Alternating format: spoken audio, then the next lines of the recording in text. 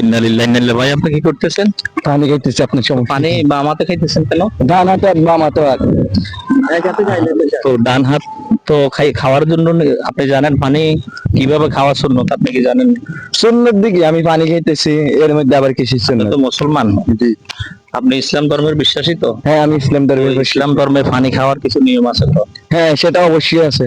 তো আপনাকে জানতে হবে, তো ওটা ফলো করি। আপনি বাম হাতে পানি খাচ্ছেন এবং দাঁড়িয়ে পানি খাচ্ছেন, দুইটাই তো ইসলাম বিরোধী কাজ। দাঁড়াই আর বাম হাতের সাথে কি সম্পর্ক? আপনি একটু জানেন, যেহেতু আমরা ইসলাম ধর্ম অনুসরণ করি, আমাদের সব কাজ ইসলাম অনুযায়ী হতে পারে। হইতে হবে।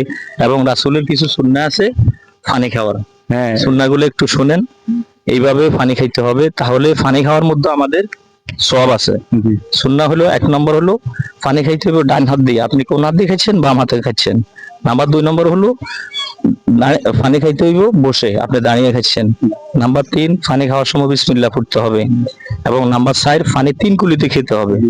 এবং নাম্বার 5, পানি খাওয়ার সময় পানির মধ্যে কোনো শ্বাস নিঃশ্বাস ফেলানো যাবে না। এইভাবে পানি খেতে হবে। এইভাবে খাবেন, জি ইনশাল্লাহ চেষ্টা করবেন। আসলে আমাদের সকলকে পানি খাওয়ার যে সুন্নাহ নিয়ম, সে অনুযায়ী পানি খাওয়া উচিত। তাহলে আমাদের পানি খাওয়া হলো একটা সুন্নাহ আদায় হলো। আল্লাহ তাআলা আমাদেরকে বুঝার তৌফিক দান করুক। আসসালামু আলাইকুম। আসসালামু আলাইকুম।